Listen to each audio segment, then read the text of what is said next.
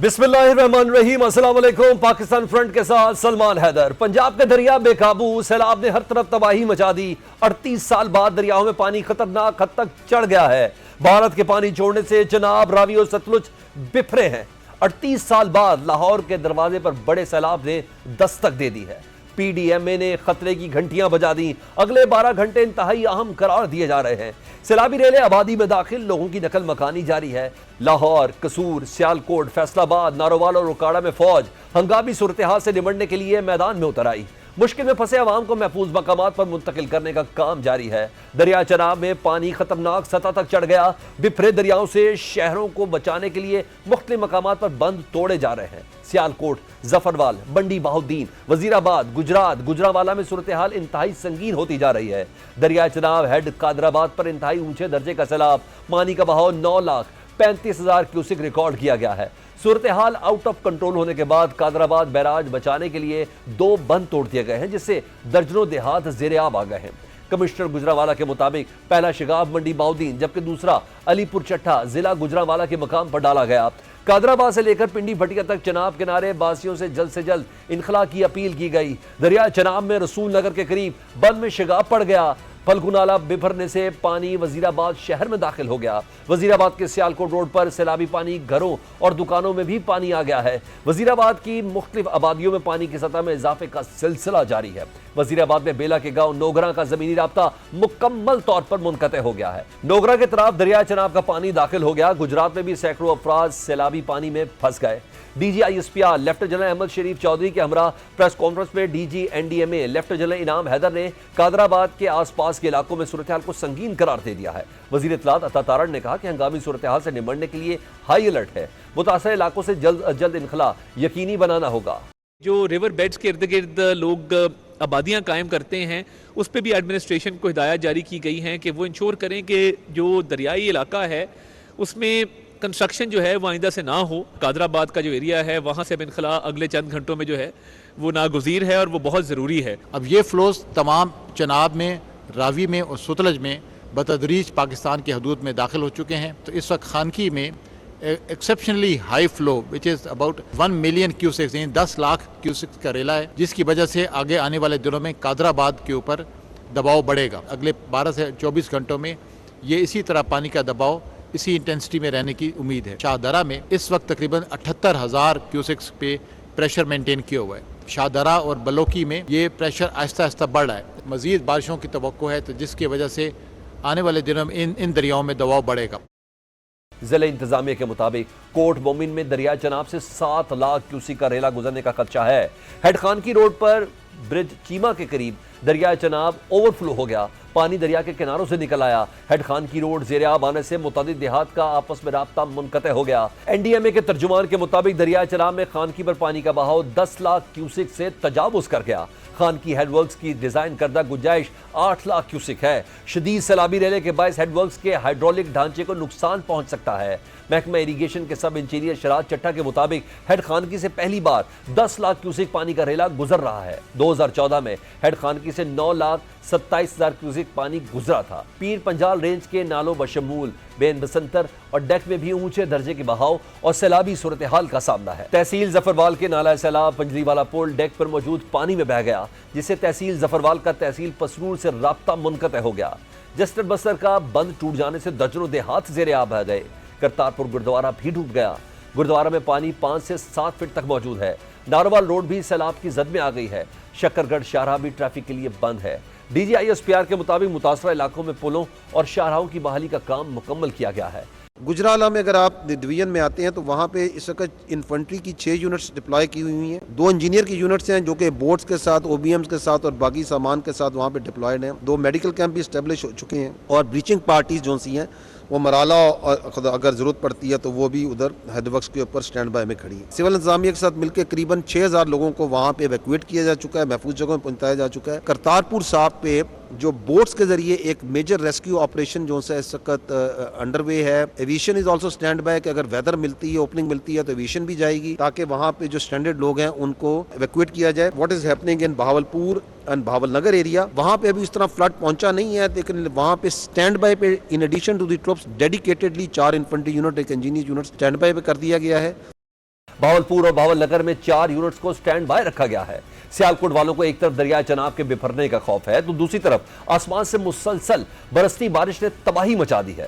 49 سالہ ریکارڈ ٹوٹ گیا ہے۔ 24 گھنٹے میں 405 ملی لیٹر سے زیادہ بارش ریکارڈ کی جا چکی ہے۔ محکمہ موسمیات اسلام آباد کے مطابق سیالکوٹ میں اس سے پہلے 6 اگست 1976 میں 339.7 ملی میٹر بارش ہوئی تھی۔ سیالکوٹ کے مرکزی علاقوں گرد و نواح کے تمام علاقوں میں پانی ہی پانی دکھائی دے رہا ہے۔ کوئی بھی ایسی سڑک، چوراہا، بازار، گلی یا محلہ ایسا نہیں جہاں 2 سے 3 فٹ پانی کھڑا نہ ہوا ہو۔ دوسری جانب بپھرا ہوا راوی اور اس سے ملحقہ نالے لاہور، شیخوپورہ اور آس پاس کے علاقوں پر چڑھ دوڑے ہیں۔ 38 سال بعد سیلاب لاہور کے دروازے پر دستک دے رہا ہے۔ لاہور کے آس پاس کے علاقے شدید خطرے میں ہیں۔ دریا راوی میں اس وقت بڑا سیلابی ریلا شاہدرہ سے گزر رہا ہے۔ ہیڈ بلو کی پر بھی دباؤ بڑھ رہا ہے۔ D G P D M میں عرفان علی کاٹھیا کے مطابق دریائے راوی میں 1988 کے بعد اتنی بڑی مقدار میں پانی آیا ہے۔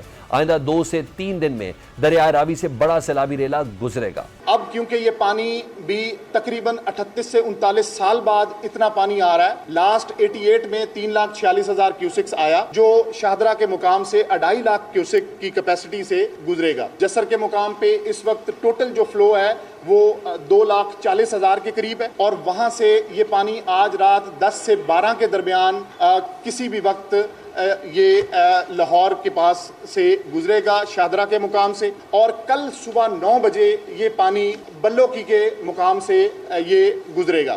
بھارت پاکستان کے خلاف پانی کو بطور ہتھیار استعمال کر رہا ہے۔ راوی پر تھین ڈیم، جناب پر سلال ڈیم، بگلیار ڈیم، پاکل دل ڈیم اور جہلم پر کشن گنگا ڈیم میں پانی جمع پاکستان کے لیے واٹر بم بن گیا ہے۔ سنتاس معاہدہ معطل رہا تو پاکستان مکمل طور پر بھارت کے رحم و کرم پر آ جائے گا۔ وہ جب چاہے گا بغیر گولی چلائے اور جہاز اڑائے پاکستان میں تباہی پھیلا دے گا۔ بھارت نے کشمیر ریجن کے دریاؤں پر بنے ڈیمز کے تمام دروازے کھول دیے۔ بھارتی سرکاری ذرائع کے مطابق کشمیر پر ریجن کے دریاؤں پر ڈیم سے تقریباً 2 لاکھ کیوسک پانی چھوڑے جانے کا امکان ہے۔ ذرائع نے کہا ہے کہ واضح نہیں کہ بھارت کی جانب سے پانی کا اخراج ایک بار ہوگا یا مرحلہ وار۔ وزیر منصوبہ بندی احسن اقبال کہتے ہیں کہ بھارت نے پانی کو ہتھیار بنایا ہے۔ لگتا ہے بھارت پانی جمع کر کے پاکستان کی طرف بھیج رہا ہے تاکہ پاکستان کا زیادہ سے زیادہ نقصان ہو۔ بھارت نے پانی کو ہتھیار بنایا ہے اور ایک آبی جارحیت کی ہے۔ اگر وہ انڈس واٹر ٹریٹی کے مطابق پاکستان کے ساتھ ورکنگ انفارمیشن رکھتا تو شاید اس سے آدھا نقصان ہوتا، اور یہ لگتا یوں ہے کہ وہ پانی جمع کر کے اور ریلوں کی صورت میں پاکستان کی طرف ریلیز کر رہے ہیں، جس سے پاکستان میں پانی سے زیادہ نقصان ہو۔ مقبوضہ کشمیر میں دریائے چناب پر بڑے ڈیمز کی پانی ذخیرہ کرنے کی صلاحیت 12 لاکھ ہیکٹر فٹ سے زیادہ ہے۔ سنتاس معاہدے کی معطلی سے پہلے دریائے چناب پر سلال ڈیم میں 10,000 ہیکٹر فٹ پانی ذخیرہ کیا جا رہا تھا۔ 1 مئی سے ڈیم کی ڈی سلٹنگ کر کے اس میں بہت حد تک اضافہ کر لیا ہے۔ ریکارڈ کے مطابق سلال ڈیم کی پانی ذخیرہ کرنے کی کل صلاحیت 2,88,000 ایکڑ فٹ سے زیادہ ہے۔ اسی طرح دریائے چناب پر متنازع بگلیار ڈیم کی پانی ذخیرہ کرنے کی صلاحیت 3,21,000 ایکڑ فٹ سے زیادہ ہے، جبکہ دریائے چناب پر ایک قائم پاکل دل ڈیم کی پانی ذخیرہ کرنے کی صلاحیت 88,000 ایکڑ فٹ ہے۔ دوسری جانب دریائے جہلم پر قائم متنازع کشن گنگا ڈیم کی پانی ذخیرہ کرنے کی صلاحیت 14,000 ایکڑ فٹ ہے۔ آج کل مونسون کے سیزن میں مقبوضہ کشمیر میں دریائے چناب، راوی اور جہلم پر قائم یہ ڈیم پاکستان کے خلاف واٹر بم کے طور پر استعمال ہو رہے ہیں۔ بھارت کسی بھی وقت ان ڈیمز کے سپل ویز کھول کر پاکستان میں تباہی مچا سکتا ہے، جس کی ایک جھلک دریائے چناب پر سلال اور راوی پر تھین ڈیم کے گیٹ کھلنے سے دیکھی جا سکتی ہے۔ انڈین ڈیم تھین اپنی گنجائش کے قریب بھر چکا ہے اور سپل ویز کھولنے کے بعد 77,000 کیوسک پانی کا اخراج جاری ہے۔ دریائے راوی پر قائم تھین ڈیم 26 لاکھ ایکڑ فٹ پانی ذخیرہ کرنے کی صلاحیت رکھتا ہے، جس کے ایکٹیو کیپیسٹی 19 لاکھ ایکڑ فٹ سے زیادہ ہے۔ گزشتہ روز تھین ڈیم کے سپل ویز کھلنے سے کوٹ نینا کے مقام پر دریائے راوی میں 2,10,000 کیوسک کا سیلابی ریلا داخل ہو چکا ہے، جس سے لاہور سمیت راوی کے آس پاس کے علاقے خطرناک سیلابی صورتحال سے دو بدو ہیں۔ بھارت نے اگر تھین ڈیم کے سپل ویز کو یوں ہی کھولے رکھا تو آنے والے دنوں میں لاہور میں صورتحال انتہائی خراب ہو سکتی ہے۔ دریائے چناب کے بالائی علاقوں میں جموں توی اور منور توی سے بھی اونچے درجے کا بہاؤ پاکستان میں داخل ہو رہا ہے۔ دریائے ستلج کے بالائی علاقوں میں انڈین ڈیموں پونگ اور باکھڑا سے بھی پانی کا اخراج جاری ہے۔ Flood forecasting division Lahore کے مطابق دریائے ستلج میں گنڈا سنگھ والا کے مقام پر انتہائی اونچے درجے کا سیلاب ہے اور پانی کا بہاؤ 2,45,236 کیوسک ریکارڈ کیا گیا، جبکہ آئندہ 12 گھنٹے میں اسی مقام پر بہاؤ 2,80,000 क्यूसेक तक बढ़ने का इम्कान है।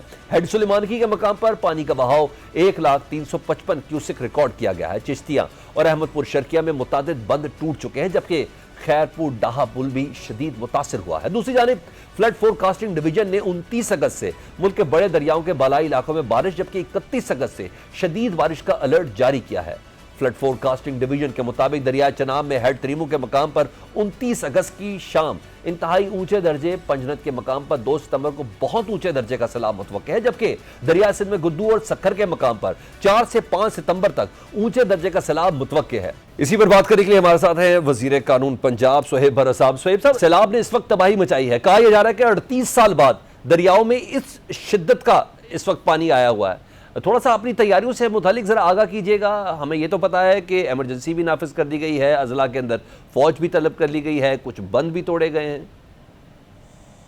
Thank you very much sir. जैसे कि आपको पता है कि हम लोग रात को जापान से वापस आए हैं और एक पूरे ड्यूरिंग द फ्लाइट भी जो हमारी 10 घंटे की फ्लाइट थी, उसमें जैसे ही फ्लड की रिपोर्ट आती गई उसके ऊपर हम लोगों ने एक बड़ी प्रॉपर मीटिंग, जैसे ही हम सुबह लाहौर पहुंचे जी, उसके ऊपर एक हमने रिलेटिवली सारे डिवीजन, 2 कमिश्नर थे, डेप्यूटी कमिश्नर थे, हमारे रेस्क्यू वर्कर्स थे, हमारे जितनी भी सिविल डिफेंस थी, हमारी डिस्ट्रिक्ट एडमिनिस्ट्रेशन थी, सबसे पहले हमने अपने मेजर फ्लड पॉइंट्स जो पूरे पंजाब के अंदर थे, उसका डिस्चार्ज कितना है, उसकी कैपेसिटी कितनी है, फ्लड की पोजीशन क्या है और कितना डिस्चार्ज, और अभी हम लोग किस मौके पे खड़े। इसके बाद हमने दूसरी टैगिंग की, जैसे कि आपको पता है कि लाहौर गुजरांवाला डिवीजन जिसमें सियालकोट है, वजीराबाद है, नारोवाल है, उसके हमने सर क्रिटिकल नाला देखे कि उसकी कैपेसिटी कितनी है, फ्लड की सिचुएशन और पोजीशन क्या है। उसी के मुताबिक क्योंकि अल्हम्दुलिल्लाह Punjab government was fully aware कि भारत की तरफ से जो पानी छोड़ा जा रहा है उसके ऊपर हमने क्या मैकेनिज्म और किस तरीके से करना है, जिसके ऊपर आज सुबह minister information, minister local government और मैंने तीनों ने मिलकर सैलाबी सूरत हाल के मुताबिक लोगों को सिचुएशन बताई और जितने भी इलाके जो रिलेटिवली जो थोड़े बहुत सेफ थे या जहाँ नॉर्मल सिचुएशन थी और आगे सिचुएशन खराब हो सकती है, उसके ऊपर मोहतरमा मरियम नवाज शरीफ साहिबा ने कहा कि जगह जगह पे ऐलानात करवाएं, रेस्क्यू टीम्स को पहुंचाएं, मेडिकल कैंप्स लगवाएं, जितने भी आपकी टीम्स डिप्यूट हो सकती हैं, जिन जगहों पे यहाँ पे दरिया बफरा नहीं हुआ हुआ, नॉर्मल कंडीशन है, वो सारों को वहाँ पे वो करें। अल्हम्दुलिल्लाह till two now since 9 hours we are getting the reports. हम प्रॉपर तैयारी कर रहे हैं, प्रॉपर चीज़ों को देख रहे हैं, प्रॉपर जियो टैग कर रहे हैं, कैपेसिटी को देख रहे हैं, जो क्रिटिकल हैं, जो नॉर्मलाइज हुए हैं, पानी का कितना रेला किधर जा रहा है। मुझे अल्लाह के दर पे पूरी उम्मीद है इंशाअल्लाह ताला आज की रातें या जितने भी आने वाले दिन हैं हम आपके कैमरे के तवज्जुह से ठीक है, मैं आवाम को ये पैगाम देना चाहता हूँ कि वो महफूज रहेंगे। अपनी कैपेसिटी के अंदर पंजाब हुकूमत के जितने भी मामलात हैं, जितनी भी हमारे पास यूटिलाइजेशन फंड्स की होगी, मेडिकल की होगी, स्नेक बाइट्स आपको पता है बहुत ज्यादा हम लोग प्रेडिक्ट कर रहे हैं, उसकी हमने स्पेसिफिक दवाइयाँ डॉक्टर्स की फैसिलिटेशन के लिए जो उनके लिए वहाँ पे हम लोग जितनी भी मेडिकल कैंप्स ज्यादा से ज्यादा लगाने की कोशिश कर रहे हैं। ठीक है। और पंजाब की आवाम को ये पता होना चाहिए कि उनकी वजीर आला और उनकी टीम वन स्टेप अल्हम्दुलिल्लाह हेड। पाकिस्तान फ्रंट इस ब्रेक के बाद पीटीआई के ज़िमनी इलेक्शन के बाइकाट और पार्लिमानी कमेटियों से इस्तीफों से सियासी मंजरनामे में बड़ी हलचल मच गई। सियासी कमेटी के फैसले के मुताबिक जुनेद अकबर ने चेयरमैन पीएसी के ओहदे से अपना इस्तीफा पीटीआई के चीफ व्हिप आमिर डोगर को भिजवा भी दिया। वजीर आला खैबर पख्तूनख्वा अली अमीन गंडापुर के भाई फैसल अमीन गंडापुर ने भी कौमी असम्बली की 3 कायमा कमेटियों की रुकनीत से इस्तीफा दे दिया है। फैसल अमीन गंडापुर ने इस्तीफे से मुतालिक स्पीकर कौमी असम्बली को खत भी भेज दिया है। पाकिस्तान तहरीक इंसाफ जो है वो तमाम जो स्टैंडिंग कमेटी की मेंबरशिप है और जो उनकी चेयरमैनी से वो रिजाइन कर रही है। रात को लेट आवर्स में डिसीजन हुआ है तो आज हमारी पार्लियामेंट्री पार्टी की मीटिंग भी है तो उसमें बैठ के जाहिर है जो खान साहब को हुक्म है उसके मुताबिक हम चलें। सवाल यह है कि पाकिस्तान तहरीक इंसाफ के इंतहाई कदम का मकसद क्या है? क्या पीटीआई पार्लिमानी सियासत को खैराबाद कहने जा रही है? क्या अगले मरहले में असम्बलियों से इस्तीफों और खैबर पख्तूनख्वा हुकूमत छोड़ने का ऐलान हो सकता है? मुज़ाकरात की जानिब बढ़ते बढ़ते सिस्टम से निकलने की जानिब पेशकदमी क्यों? डायलॉग पर डेडलॉक को तरजीह क्यों दी जा रही है? डेडलॉक की जिम्मेदारी हुकूमत या पीटीआई पर होगी? अगर सिस्टम नाकाम हुआ तो फायदा किसको होगा? कायमा कमेटियों को पार्लिमानी निजाम की असास कहा जाता है। तहरीक इंसाफ कौमी असम्बली की 5, सेनेट की 8 कमेटियों, पब्लिक अकाउंट्स कमेटी की चेयरमैनशिप समेत 70 कमेटियों की रुकनियत से महरूम हो जाएगी। दूसरी जानिब قائمہ کمیٹیوں سے استعفوں کے معاملے پر سیاسی کمیٹی اور پارلیمانی کمیٹی میں اختلافات بھی سامنے آئے ہیں۔ ذرائع کے مطابق پی ٹی آئی کی پارلیمانی پارٹی نے سیاسی کمیٹی کے فیصلوں پر اعتراضات اٹھا دیے ہیں۔ یوں لگتا ہے کہ آنے والے دنوں میں پی ٹی آئی میں سیاسی اور غیر سیاسی گروپوں میں بڑی کشمکش ہونے جا رہی ہے۔ ذرائع کے مطابق پی ٹی آئی اراکین قومی اسمبلی کا کہنا ہے کہ سیاسی کمیٹی کے اکثر فیصلے غیر پارلیمانی اور سیاسی حالات کے منافی ہیں۔ سیاسی کمیٹی میں غیر منتخب اور ملک سے باہر بیٹھے لوگوں کی وجہ سے غلط فیصلے ہو رہے ہیں۔ P T I M N As کی اکثریت سمجھتی ہے کہ بانی پی ٹی آئی کو اکثر غلط رپورٹس دی جاتی ہیں۔ چند روز پہلے سیاسی کمیٹی سارے ایم این ایز کے استعفے چاہتی تھی تو ہم نے سختی سے مسترد کیا۔ قائمہ کمیٹیوں سے مستعفی ہونے کے فیصلے پر بھی پارلیمانی کمیٹی سے پہلے پوچھنا چاہیے تھا۔ ذرائع کے مطابق پی ٹی آئی کے اراکین اسمبلی نے آئندہ پارلیمانی کمیٹی میٹنگ میں سیاسی کمیٹی کے غیر پارلیمانی فیصلوں پر کھل کر بات کرنے کا اعلان بھی کیا ہے۔ ایسے میں وزیر اعظم کی مشیر برائے سیاسی امور رانا ثناء اللہ نے سیاسی کمیٹی کے فیصلوں پر پی ٹی آئی کو سخت تنقید کا نشانہ بنایا ہے۔ رانا ثناء اللہ کا کہنا ہے کہ اگر تحریک انصاف نے محض آرائی کا راستہ اختیار کیا تو مقدمات کی شکل میں اس کا جواب ملے گا جو جاری رہے گا۔ اگر اسمبلی سے نکلنے کی تاریخ دہرائی گئی تو یاد رکھیں پچھلی بار تو یہ سروائیو کر گئے، اس بار نہیں کر سکیں گے۔ رانا ثناء اللہ صاحب حکومتی رہنماؤں کے اس رویے کی وجہ سے معاملات اس نہج پر پہنچے ہیں۔ کیا ہی بہتر ہوتا کہ آپ جلتی پر تیل ڈالنے کی بجائے پانی ڈال دیتے۔ پی ٹی آئی کا سسٹم سے نکلنا سیاسی جماعتوں کی ناکامی ہوگی جو کسی صورت ملک اور سیاست کے لیے نیک شگن نہیں ہے۔ پی ٹی آئی تمام سیاسی پتے ایک ساتھ کھیلنے لگی ہے۔ ذرائع کے مطابق پی ٹی آئی نے جو جوڈیشل کمیشن سے مستعفی ہونے پر بھی غور شروع کر دیا ہے۔ Chairman P T I barrister Gohar اور سینیٹر علی ظفر بطور پارلیمنٹیرین جوڈیشل کمیشن کا حصہ ہیں۔ ذرائع کا کہنا ہے کہ جوڈیشل کمیشن سے نکلنے کی تجویز کے حامی رہنماؤں کا خیال ہے کہ موجودہ صورتحال میں جوڈیشل کمیشن میں پی ٹی آئی ممبران کی موجودگی کو بے سود قرار دیتے ہیں، لیکن ایک پارٹی میں سیاسی سوچ کے حامل رہنما اس تجویز کی مخالفت کر رہے ہیں۔ ان کا موقف ہے کہ حکومت کو کھلا میدان نہیں دینا چاہیے۔ اقدام سے حکومت فائدہ اٹھائے ہوئے اپنے ہم خیال لوگوں کو جوڈیشل کمیشن کا حصہ بنا لے گی جو کسی طور پر پارٹی کے لیے سود مند ثابت نہیں ہوگا۔ دوسری جانب پی ٹی آئی نے اپنے رہنماؤں کی نااہلی سے خالی ہونے والی نشستوں پر الیکشن نہ لڑنے کا اعلان کیا ہے۔ سیاسی کمیٹی کے اعلامیے میں کہا گیا کہ 9 مئی کے مقدمات میں نااہلی پانے والے اراکین کو پی ٹی آئی اپنا حقیقی نمائندہ سمجھتی ہے۔ نااہل اراکین کے حلقوں میں ہونے والے ضمنی انتخابات کا بائیکاٹ کیا جائے گا۔ اعلامیے میں کہا گیا ہے کہ لاہور کے حلقہ این 129 پر انتخاب میں حصہ لیا جائے گا۔ میاں اظہر کی وفات کے بعد خالی نشست پر امیدوار کھڑا کرنے کا فیصلہ کیا ہے۔ وزیر دفاع خواجہ آصف نے ضمنی الیکشن سے متعلق پی ٹی آئی کے فیصلوں کو تنقید کا نشانہ بنایا ہے۔ خواجہ آصف کا کہنا ہے کہ جہاں کرسی اور حکومت ہو وہاں الیکشن شوق سے، جہاں عوام کا فیصلہ ہو وہاں بائیکاٹ ہو۔ پی ٹی آئی والے خیبر پختونخوا میں الیکشن لڑنے کو تیار ہیں کیونکہ وہاں اپنی حکومت ہے، اپنی مرضی کا نتیجہ نکال سکتے ہیں، مگر پنجاب میں الیکشن سے راہ فرار ہے کیونکہ عوام کی طاقت سے شکست یقینی ہے۔ خیبر پختونخوا میں دھاندلی کے سہارے کھڑے ہیں جبکہ پنجاب میں عوامی فیصلہ سہنے کی ہمت نہیں۔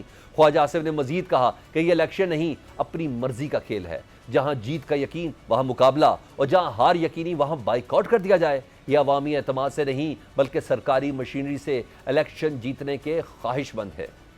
ایسے میں تجزیہ کاروں کا کہنا ہے کہ سسٹم کو بچانے کے لیے سیاسی قوتوں کو ساتھ بیٹھنا ہوگا۔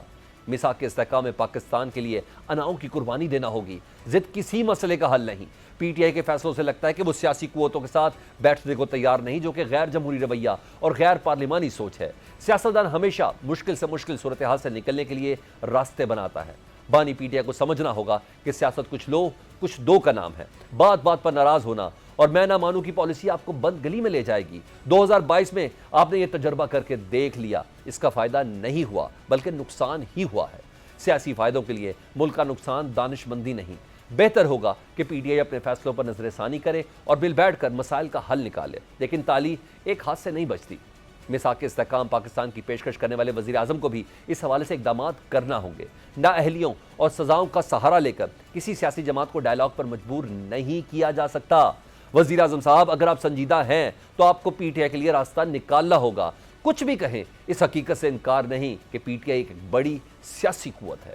نااہلیاں اور سزائیں کسی جماعت کو ختم نہیں کر سکتی۔ آپ کی جماعت اور پیپلز پارٹی اس کی واضح مثال ہے۔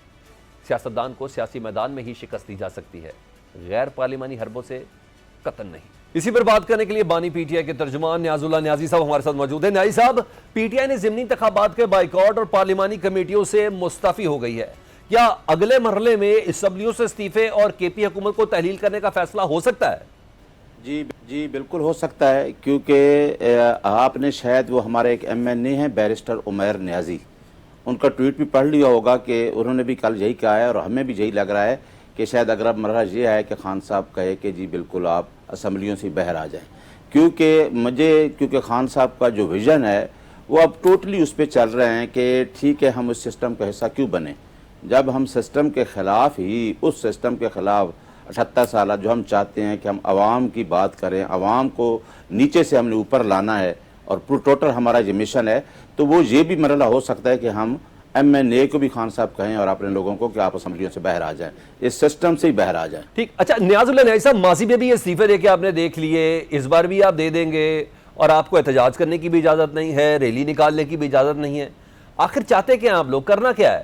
دیکھیں سلیمان صاحب، آپ کو پتہ ہے ہم اسمبلیوں کے اندر بھی ہیں، تو آپ نے دیکھ لیا کہ ہم کتنے ظلم، تشدد، بربریت ریاست نے کیا کچھ کر دیا ہے، وکلاء کے ساتھ، عوام کے ساتھ، سول سوسائٹی کے ساتھ، ایون دین میڈیا کے، جو بھی کوئی بات کرتا ہے، حقوق کی بات کرتا ہے، اس کے ساتھ جو ظلم ہو رہا ہے وہ آپ دیکھ رہے ہیں۔ تو میرا خیال ہے کہ خان صاحب نے ایک چیز بڑی اچھی سوچی ہوئی ہے کہ 3.5 سال بھی حکومت کی، تو اکثر خان صاحب کو میں جب 1-2 دفعہ ملا تو انہوں نے خود کہا کہ مجھے یہ حکومت نہیں لینی چاہیے تھی، کیونکہ خان صاحب کوئی روایتی قسم کے سیاستدان نہیں ہیں۔ خان صاحب یہ نہیں چاہتے کہ میں مذاکرات کر کے ایک پارٹی کا حصہ بن کے تو میں لوگوں کو ہاں جی ہم نے حکومت کر لی ہے۔ جتنے تک خان صاحب لوگوں کا جو فلاحی ریاست کا کنسیپٹ ہے وہ آپ اس بات پہ آ گئے ہیں کہ میں اپنی عوام کے لیے، جو 24 کروڑ عوام ہے جس نے خان کے اوپر اعتماد بھی کیا، میں ان کے لیے ڈیلیور کر سکتا ہوں۔ وہ تب کر سکتے ہیں خان صاحب جب خان صاحب کے پاس 2/3 میجارٹی ہوگی، اکثریت ہوگی، پھر تمام حقوق کی بات کر سکتے ہیں، پھر تمام ہی ہم کہہ سکتے ہیں کہ یہ فلاحی ریاست ہے۔ تو میرا خیال ہے کہ خان صاحب کی کسی ادارے کے ساتھ، سلمان صاحب لوگ غلط مطلب لے رہے ہیں، میں آپ کو بطور ترجمان بتاتا ہوں، میں نے خان صاحب کو بہت قریب دیکھا ہے۔ خان صاحب کے بارے میں یہ کہا جاتا ہے کہ پتہ نہیں خان صاحب کو بدلہ لینے میں، خان صاحب کسی سے بدلہ بھی نہیں لیتے۔ ہاں بدلہ ایک لیتے ہیں کہ ملک کے اندر کرپشن نہ ہو اور عوام کی بات کرو۔ اگر وہ بدلہ لینے والا شخص ہوتا تو اس نے تو وہ فلاحی ادارے بنائے اس ملک کے لیے، اور وہ کہتا ہے کہ اور اس اداروں میں بھی اس کا کوئی انٹرونشن نہیں ہے، اور پارٹی بھی بارے میں یہی کہتا ہے، اپنے لوگ جو ہمارے لوگ بھی آپس میں لڑ رہے ہوتے ہیں، خان اس پارٹی کو ایک ادارہ بنانا چاہتا ہے۔ وہ کہتا ہے کہ میرا کنٹرول نہیں ہے اس کے اوپر، جو ہے میری کینسر ہاسپیٹل یا نمل یونیورسٹی ہے، تو بھائی باہر کے ملکوں میں یہ ایک ادارہ بن جائے۔ تو میرا خیال ہے کہ خان کا جو مشن ہے اس اسٹیٹ کو سمجھنا چاہیے۔ نیازی صاحب، سیاسی جماعتوں کا کام ہے قوم کو بند گلی سے نکالنا، لیکن ایسا لگ رہا ہے کہ تحریک انصاف نے اپنے فیصلوں سے نہ صرف قوم کو بلکہ پوری کی پوری پاکستان تحریک انصاف کو ہی بند گلی میں لے کر جا رہی ہے، 2022 میں بھی لے کے گئی تھی۔ ہاں میں بتاتا ہوں، میرا خیال ہے کہ خان صاحب آپ سے یعنی اداروں سے ایک ڈیمانڈ کر رہا ہے۔ خان صاحب کہتا ہے کہ فری اور فیئر الیکشن کرا دو، which is mandated by Article 218 sub class 3 of the Constitution۔ Khan صاحب بالکل اسی وجہ سے ہم کہتے ہیں، ہم رول آف لا کی بات کرتے ہیں، آئین کی بالادستی اور قانون کی حکمرانی۔ کیا ہو جائے گا کہ عوام کے پاس اگر حکومت چلی جائے، ابھی بائی الیکشن میں دیکھنا انہوں نے تو ووٹ ڈال دینے ہیں فارم 47 پہ، کہہ رہے جی بن گئے ہیں، کتنے لوگ لیسٹ انٹرسٹڈ ہوں گے، کیونکہ عوام کو شعور آ چکا ہے سلمان بھائی، عوام سمجھ چکی ہے۔ دیکھو عوام کی بات کوئی نہیں کہہ رہا۔ خان صاحب نے پہلی دفعہ جو بات کی تھی کہ ایک ریاست 2 دستور، جب پاکستان کی عوام کو نیچے سے اٹھانا ہے، تو یہ نہیں ہے سسٹم کے اندر رہ کے یا سیاسی مذاکرات کر کے، تو ہم بھی تو یہی جنون ڈیمانڈ کر رہے ہیں نا، اور ملک کے ادارے قائم ہیں، سپریم کورٹ آف پاکستان بھی ہے، الیکشن کمیشن آف پاکستان بھی ہے، کنسٹیٹیوشنل باڈیز ہیں، تو یہ دیکھیں اور دیکھنا چاہیے سپریم کورٹ آف پاکستان جس کے نیچے الیکشن ہوئے اس کو ابھی بھی پتہ ہے کہ کیا ہو رہا ہے۔ تو یہ سب سے بڑا فرض ہے سپریم کورٹ آف پاکستان کا، اداروں کے اندر بیلنس رکھنے کے لیے اسٹیٹ کا جو پلر ہے مین وہ ہے سپریم کورٹ آف پاکستان، اور الیکشن کمیشن نے الیکشن کرانا ہے۔ تو میرا خیال ہے ساری چیزیں ٹھیک ہو جائے گی۔ ہم کوئی غلط ڈیمانڈ نہیں کر رہے کہ ہمارے اوپر آپ کہیں کہ جی عمران خان کو جیل میں ڈال دیا ہے، اس کے اوپر مقدمے کر لیں، اس بات پہ آ جائیں۔ آپ نے بنگلہ دیش کی مثال ہے آپ کے سامنے، آج وہ بھی کہتے ہیں ہم سے معافی مانگو، کیا ہوا تھا؟ عوام کا ووٹ چھینا تھا۔ تو یا تو پھر یہ ہے کہ آرٹیکل کوئی آئین میں ترمیم کر دیں کہ عوام کے فنڈامنٹل رائٹس بھی نکالیں، ان کا رائٹ آف ووٹ جو سیکرٹ ہے وہ بھی نکال دیں، کہیں کہ جی عوام کا تو کوئی رائٹ نہیں ہے، یہ چند لوگوں کا حق ہے، یہی ملک کو چلائیں گے اور یہی کچھ کریں گے، تو ہم کو غلط بات نہیں کر رہے. اسی وجہ سے میں کہتا ہوں کہ میں نے کبھی تشدد والی بات اس وجہ سے نہیں کی سلمان صاحب کہ ہم کہتے ہیں کہ اگر کوئی جلسہ بھی ہو وہ بھی آئین میں آرٹیکل 15 میں رائٹ ہے عوام کا کہ جب عوام کو کوئی رائٹ نہیں ملتا تو آئین کہتا ہے کہ وہ پیسفل پروٹیسٹ کریں. تو یہ تو روشنی کی طرح ہے کہ لوگوں کا ووٹ جو ہے وہ چھینا گیا. اور بائی الیکشن بھی خان صاحب اسی نے کہا ہے، ایک تو یہ کہ وہ لوگ سزا یافتہ ہو گئے اور ہم اپنے سزا یافتہ لوگوں کے بارے میں پھر ہم سزا کو بھی ایکسیپٹ کر لیں گے کہ جی ٹھیک ہوئی ہے. دوسری بات ہے کہ ہم لوگوں کو دکھانا چاہتے ہیں کہ قانونی لیجٹیمیسی آف الیکشن، یہ الیکشن تو کرا ہی نہیں رہا الیکشن کمیشن. اچھا نیازی صاحب یہ بھی بتائیں نا، آپ کی بڑی شد و مت سے خواہش تھی کہ آپ ترجمان ہیں بانی پاکستان تحریک انصاف کے، لیکن اس کے باوجود آپ کی ملاقات نہیں کرائی جا رہی. کل تو باقاعدہ ایک اوپن سپیس دی گئی تھی، عمران خان صاحب سے ان کے وکلاء کی بھی ملاقات ہوئی، ان کی بہنوں سے بھی بات ہوئی، اس پر بڑی بڑی سٹیٹمنٹس بھی سامنے آئی، بڑے بڑے فیصلوں پر بھی بات ہوئی. آپ کی ملاقات کیوں نہیں ہوئی؟ ہاں سلمان صاحب یہ تو مجھے بھی حیرت ہے کہ جہاں بیرسٹر گوہر صاحب چیئرمین صاحب ہیں ان کی ملاقات ہوتی ہے، ساتھ بیرسٹر علی ظفر صاحب ہیں ان کی بھی ہوئی، اور کل کافی دیر بعد سلیمان اکرم راجہ میرے ساتھ ان کی نہیں ان کی بھی ہو گئی، خان کی فیملی کی ہو گئی، لوگ بھی بہت سے لوگ جمع تھے. پتہ نہیں کیا پریشر تھا جیل اتھارٹیز کے اوپر، سپرنٹینڈنٹ جیل کے اوپر کہ اس نے ملاقات کروا دی. اور میرا خیال ہے کہ 24 مارچ 2025 کا آرڈر ہے اور میں خان صاحب کا سپوکس پرسن ہوں، اور باہر خان صاحب کی 2 سٹیٹمنٹ شیئر کی جو انہوں نے جینوئن سٹیٹمنٹ جو انہوں نے اندر دیں، اور میرا خیال ہے کہ یہ 5.5 ماہ ہو گئے ہیں میری ملاقات نہیں کی. اور کل ٹرائل بھی تھا توشہ خانہ 2 کا، اس کے اندر مختلف لوگ گئے ہیں، کم از کم 20 سے 25 لوگ اندر گئے ہیں، اور میرے ساتھ کئی وکیل تھے جونیئر وہ بھی چلے گئے، لیکن مجھے نہیں جانے دیا. اب میں اس کا جواب کیا دے سکتا ہوں؟ میں سپریم ہائی کورٹ میں کنٹیمپٹ دائر کر کے بیٹھا ہوں، وہ کنٹیمپٹ بھی میری نہیں لگتی. ٹھیک. تو آپ اس ملک میں کون سا آئین، کون سا قانون کون فالو ہو رہا ہے، ہر چیز لوگوں کو پتہ چل گیا ہے کہ کتنی مشکلات سے لوگ. لیکن میں آپ کو ایک بات بتا دوں سلمان صاحب، میں بڑا ہمبل سا آدمی ہوں، رول آف لا پہ بیلیو کرتا ہوں، شاید عمران خان سے بھی 2 قدم آگے ہوں آئین کی بالادستی اور قانون کی حکمرانی کے لیے. وہ میرے ساتھ تھا جب میری تحریک تھی. کوئی چھوڑ بھی جائے تو کوئی غریب آدمی بھی آئین کی بالادستی کی بات کرے گا نا، قانون کی حکمرانی کی، میں اس کے ساتھ بھی کھڑا ہوں گا. ٹھیک سر، مجھے کوئی ڈر نہیں. لیکن سپریم کورٹ کے ایک جج نے کہہ دیا ہے کہ سچ سب کو پتہ ہے، بولتا کوئی نہیں ہے، لیکن اس کو بھی اس سیٹ پہ بیٹھ کے یہ بات نہیں کرنی چاہیے، وہ بولیں، وہ سچ بولیں. بہت شکریہ.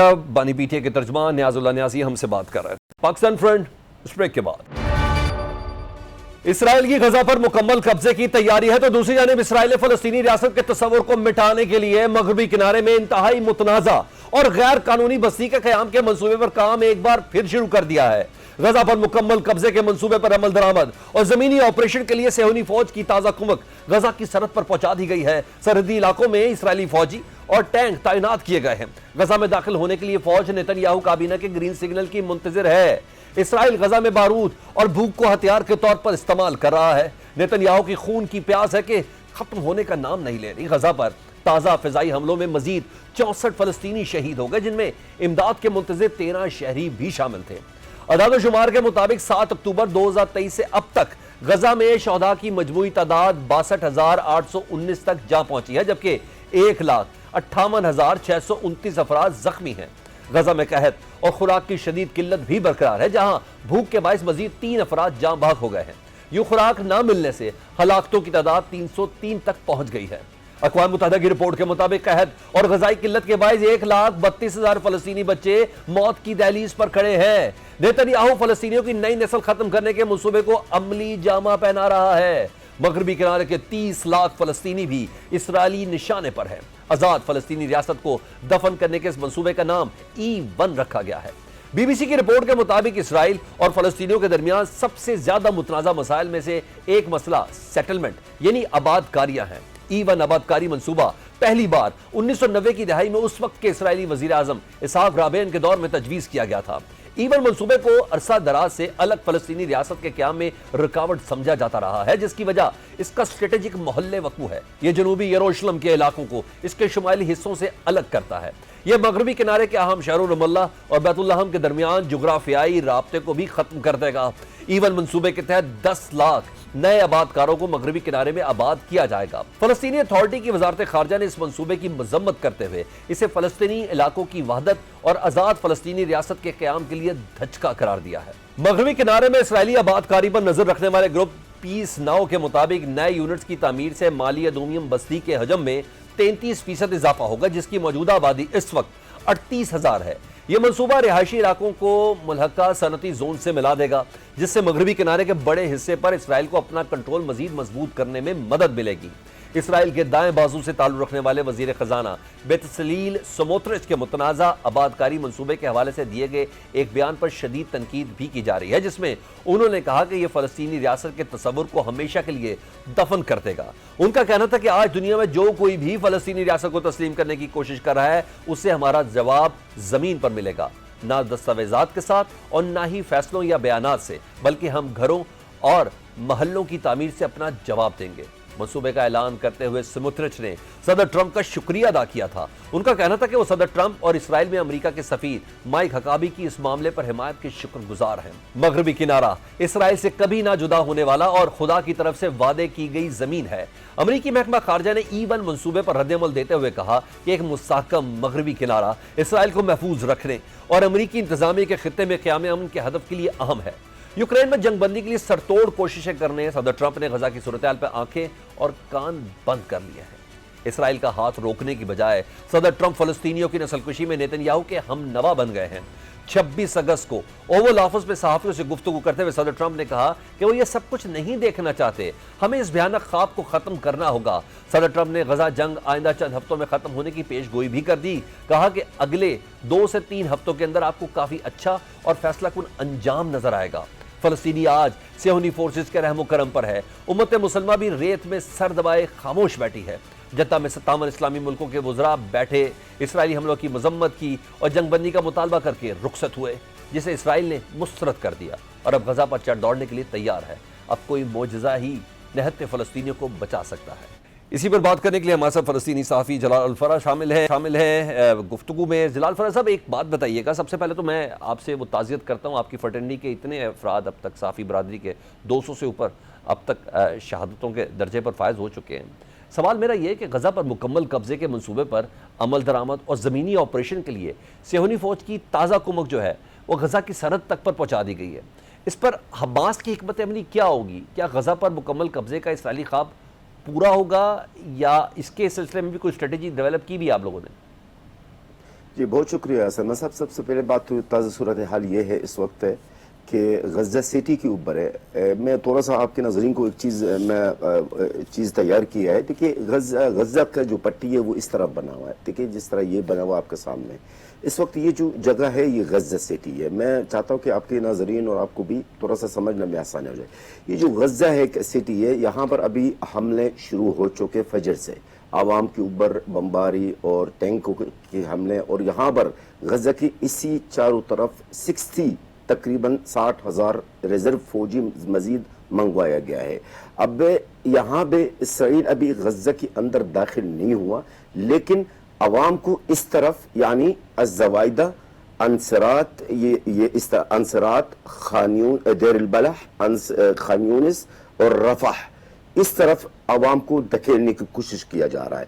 ابھی عوام کے اوپر ایک پریشر ڈالا جا رہا ہے، بمباری کر کے، قتل عام کر کے ان کو اس طرف لے جانے کی یعنی دھکیلنے کو، اور کافی لوگ وہاں پہ غزہ چھوڑ کر جا رہے ہیں، یا جو فلسطینی ہمارے وہاں پہ۔ اب آپ نے جو سوال کیا ہے، اسرائیل کا جو منصوبہ اس وقت محترم پورا غزہ پر کنٹرول کرنے کے، اس پر قبضہ کرنے کے ہیں، حالانکہ وہ ساتھ ساتھ دوسرے طرف سے مذاکرات کی باتیں بھی چل رہی تھی قطر کے اندر۔ انہوں نے اپنا وفود کو بھی واپس کر لیا ہے، اپنا جو ان کے جو اسرائیلی وفد ہے اور امریکن جو نمائندے تھے وہ بھی واپس چلے گئے۔ انہوں نے مطلب جو مذاکرات تھی سیز فائر کی، اس کو بھی معطل یعنی اس فی الحال سسپینڈ کر دیا، روک دیا گیا ہے۔ آپ نے جو سوال کیا ہے وہ یہ کہ حماس اور یہ اس طرح، حماس دیکھیے اس وقت ایک چیز کو سلمان صاحب تسلیم کرنا ہوگا، حماس کی جو طاقت اب وہ طاقت نہیں رہی جو شروع میں ہی ہے۔ حماس کے پاس اس وقت وہ وسائل نہیں ہیں جو شروعات میں تھی، جو 7 اکتوبر میں تھے، جو سن 2024 میں، حماس کے پاس وہ وسائل نہیں ہیں. حماس کے جو جنگجو ہے اور دوسرے جو پارٹیز ہے جو مزاحمتی تنظیم ہے، ان کے ساتھ جہاد اسلامی ہے، نیشنل محاذ ہے، ان کا پاس سر میں کہوں گا کہ وسائل تو دوسری بات ہے. پہلے بات تو ان کے پاس میرے خیال کھانے پینے کی چیز بھی نہیں ہے. اب وہ بھوک پیاسے ہیں. ظاہر ہے انسان کے اندر جتنی بھی طاقت کیوں نہ ہو، بھوک پیاسا 2 سال کی ہونے والے ہیں. میرے خیال میں حماس کی مزاحمت اتنا مؤثر نہیں ہوگا اسرائیل کے اوپر، کیونکہ حماس کے پاس اب وسائل نہیں رہی. ہاں یہ ضرور میں کہوں گا کہ وہ جتنی ان کی بس میں ہے، جو ہماری مزاحمتی تنظیم ہے غزہ کے اندر ہے، وہ کریں گے. اب یہ دیکھا جاتا ہے آنے والے دنوں میں کہ کیا اس مزاحمت کی وجہ سے کیا اسرائیل رکتا ہے، یہ اسرائیلی فوجی ہے مزید اپنے قبضہ وسیع کرتا ہے، یا اس مزاحمت کی وجہ سے وہ روک دیتا ہے، یہ آنے والے دن میں پتہ چل جاتا ہے. اچھا، جو ہم نیتن یاہو کے اگر بیانات دیکھیں تو کم از کم اس بات کا اندازہ تو ہوتا ہے کہ انہوں نے صرف یہی نہیں رکنا، وہ کہہ رہے ہیں مصر کے کچھ حصوں پر بھی ہمیں قبضہ کرنا اور یہ ہمارا رائٹ ہے، اور اس طرح سیریا کے کچھ علاقوں پر بھی قبضہ کرنا ہمارا رائٹ ہے. لیکن ہم دوسری طرف یہ بھی دیکھ رہے ہیں کہ یوکرین میں جنگ بندی کے لیے ٹرمپ صاحب بہت سر توڑ کوششیں کر رہے ہیں، لیکن غزہ کی صورتحال پر آنکھیں کان سب بند ہیں. تو یہ تو باقاعدہ نسل کشی میں وہ تو ہم نوا ہے، یہ بات سامنے ہو رہی ہے، اور یہ ایون منصوبے پر بھی امریکہ اسرائیل کے ساتھ کھڑا ہے. دیکھیے اپنا اسامہ صاحب، ایک تو 7 اکتوبر سے لے کر ابھی تک پاکستان کے نیوز چینلز میں میرے خیال 2000 سے اوپر میرے پروگرامز ہیں، اور پہلے دن سے میں نے وہ بات کی ہے کہ بنیامین نتنیاہو اس ناجائز ریاست کا دہشت گرد وزیر اعظم ہے. ان کا ارادہ، ان کا جو پلاننگ ہے وہ غزہ صرف نہیں ہے. ابھی چند دن پہلے کی بات ہے، ان کا جو بیان آیا ہے وہ میری پیشگوئی کو درست ثابت کر دیا ہے. جو میں نے پیشگوئی کی تھی اور جو باتیں میں نے اس پاک میڈیا میں نے ذکر کیا تھا، وہ گریٹر اسرائیل کی جو باتیں ہیں، وہ آج سے چند دن پہلے بنیامین نتنیاہو کا کیا بیان تھا انٹرویو میں. انہوں نے کیا کہا؟ انہوں نے کہا کہ گریٹر اسرائیل بنانا میرے لیے مذہبی اور روحانی فرض ہے جو میں پورا کروں گا. تو لوگ بدقسمتی سے ہماری امت مسلمہ، میں امت مسلمہ سے شروع کروں گا، اور ہماری عرب بدقسمتی سے یہ سمجھتے کہ یہ جو جنگ چل رہی ہے یہ صرف غزہ تک رہے گا. غزہ تک نہیں ہے. بنیامین نتنیاہو نے تو اعلان کر دیا، بتا دیا دنیا کو کہ میں ایک گریٹر اسرائیل بناؤں گا. اب یہ مجھے بتائیے سلمان صاحب، ایک گریٹر اسرائیل کا نقشہ آپ کو پتہ ہے کہاں سے کہاں تک ہے؟ کون کون سی ممالک اس کے اندر آ جائیں گے؟ ہماری بدقسمت وہی بات ہے. میں غلط بات نہیں کرنا چاہتا ہوں، آپ کی چینل کی پالیسی کے خلاف کوئی ایسی بات نہ ہو. دیکھیے ہمارے عربوں میں تو بے حسی کا انتہا ہو چکی ہے. وہ خطرہ کو دیکھ رہے ہیں اپنے آنکھوں کے سامنے، بلکہ بنیامین نتنیاہو نے تو بول دیا، اس کے باوجود بھی. اچھا نہیں، مگر جلال صاحب میں آپ کی بات سے اتفاق کرتا ہوں. جلال صاحب، کچھ نہیں ہوا. جو اجلاس جدہ میں ہوا، آپ یقین کریں اس اجلاس سے پہلے میرے کوئی اور نیوز چینلز میں میرے پروگرام تھے، میں نے پہلے سے ہی کہا اس اجلاس کا نتیجہ یہی ہوگا. اچھا جلال صاحب، اس اجلاس کا مذمت کی گئی اور اس مذمت کو مسترد بھی کر دیا، یہ اپنی جگہ پر. کم از کم اتنی تسلی رکھیں امت آپ کے ساتھ ہے، اگر امہ نہیں ہے تو. لیکن یہ بتائیں، بالفرض اسرائیل اللہ نہ کرے ایون منصوبے سے باز نہیں آتا، جیسا کہ نظر بھی آ رہا ہے، تو آپشنز کیا ہیں؟ فلسطینی اپنی زمین اور اپنے گھروں کو کیسے بچائیں گے؟ سلمان صاحب، وہ تو میرے خیال میں آپ کا سوال کا جواب تو دنیا کا سامنے ہے. وہ اپنے زمین کو بچانے کے لیے اپنا جان دے رہے ہیں. جب ابھی 70,000 کے قریب شہادت ہوئی ہے، یہ وہ شہادت ہوئی ہے جو لاشیں، شہداء کے لاشیں جو موصول ہوئی ہے. باقی اور جو ملبہ کے نیچے یقیناً آپ کے سامنے غزہ پورا ملبہ ہے، پورا کھنڈرات ہے. اس ملبہ کے نیچے بھی تقریباً میرے خیال میں 20,000 کے قریب لاشیں ہیں. تو فلسطینی تو آخری سانس تک، آخری دم تک وہ اپنی زمین کا حفاظت کرنے کی کوشش کریں گے. ہم تو، میں بھی فلسطینی، میں بھی خود خان یونس کا ہوں. ہمارا تو یہی ہے کہ ہم آخری دم تک اپنے ملک کا حفاظت کرنے کی کوشش کریں گے. مسجد الاقصی کے قبلہ اول کی حفاظت کرنے کی کوشش کریں گے. بھلے ہم تنہا ہیں، اکیلے ہیں، لیکن ہمت انشاءاللہ تعالی میری عوام، ہم ہمت نہیں ہاریں گے. نہیں، آپ اتنے اکیلے نہیں. اسلام کی تاریخ میں غزوہ بدر بھی ہے اور اللہ کی مدد تو ہمیشہ سے حاضر ہے. ہم اس مدد کی بھی طرف بھی دیکھتے ہیں اگر امہ نہیں جاگ رہی. بہرحال بہت شکریہ. جلال فرا ہم سے بات کر رہے تھے. پاکستان فرنٹ سے سلمان حیدر کو اجازت دیجیے. اللہ حافظ.